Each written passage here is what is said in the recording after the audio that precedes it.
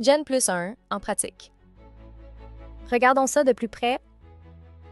Bon, j'ai bien compris que Gen plus 1, ce n'est pas seulement une affaire de chiffres ou de contrats. Mais concrètement, de quoi parle-t-on quand vous accompagnez une famille comme la mienne? Oui. Et surtout, papa, comment est-ce que ça peut nous aider à avancer ensemble, sans qu'on perde de vue nos priorités? Et nous, les employés, et moi comme repreneur externe. Quelle place avons-nous dans tout ça? Excellente question. Gen plus 1 aborde la transmission d'une entreprise familiale à travers des perspectives humaines et stratégiques. Parce qu'une transition, ce n'est pas qu'un passage légal ou financier, c'est une aventure collective où chaque relation et chaque décision comptent. Bien sûr, le juridique et le financier restent des moyens pour soutenir et optimiser la stratégie. Gen plus 1 vous apporte des outils d'autodiagnostic, de réflexion et de planification pour favoriser les échanges, développer une vision commune, bâtir ensemble votre propre plan de transition à moindre coût et intervenir seulement là où c'est essentiel. Les perspectives principales. Commençons par le cœur. Le cédant, les repreneurs et la famille. Le cédant, c'est vous, George. Vos inquiétudes, vos projets de retraite, votre rôle après le transfert. Les repreneurs, comme vous, Esther et Hudson. Votre préparation, votre légitimité, votre vision.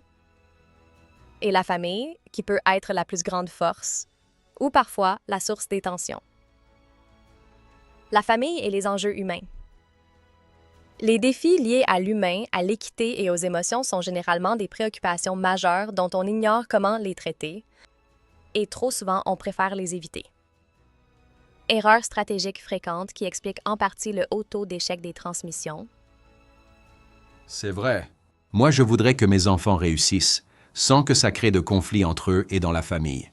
Et je suis prêt à m'investir totalement pour y arriver. Mais la famille n'est pas seule. Il y a aussi toutes les familles qui dépendent de vous, et en particulier les employés clés et les cadres. Eux aussi doivent avoir confiance et supporter les repreneurs. Puis viennent les clients et fournisseurs, incluant votre banquier. Tous doivent garder confiance malgré le changement. Exactement. Si on perd la confiance d'un fournisseur stratégique ou d'un client majeur, l'entreprise peut être mise en péril. Ah, je n'avais pas pensé à eux. Mais c'est vrai que si les clients doutent ou qu'on perd un fournisseur stratégique, ça peut fragiliser toute l'entreprise. Parlons maintenant des dimensions stratégiques de la transition. Pour sécuriser tout ça, et afin de supporter une réflexion stratégique bigénérationnelle, nous mettons en avant l'importance de plusieurs éléments stratégiques, dont la culture organisationnelle, l'autonomie de l'entreprise pour ne pas dépendre uniquement de vous, George, ça, la temporalité de la transition, la gouvernance avec des règles claires entre famille et entreprise, et bien sûr, la dynamique relationnelle au sein de l'entreprise, de la famille et entre les deux. Et finalement, le fit stratégique. Il doit y avoir adéquation entre ce que vous voulez accomplir, les opportunités de marché et la capacité de l'entreprise. Je vois. Vous allez loin dans les détails.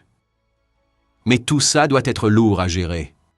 Et j'ai peu de temps car je m'occupe toujours de la majeure partie des ventes.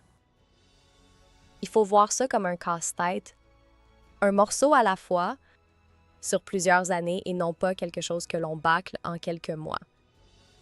Nos outils et conseillers sont là pour vous guider pas à pas aux besoins, mais au-delà de Gen plus 1, il est essentiel de bien vous entourer d'experts externes, dont votre notaire, fiscaliste, planificateur financier et comptable. Si j'ai bien compris, vous ne regardez pas juste le transfert, mais aussi le futur de l'entreprise. Absolument. Gen plus 1, c'est aussi du coaching stratégique. Il y a l'avant, la transition impliquant les deux générations et le futur lors du retrait progressif de George.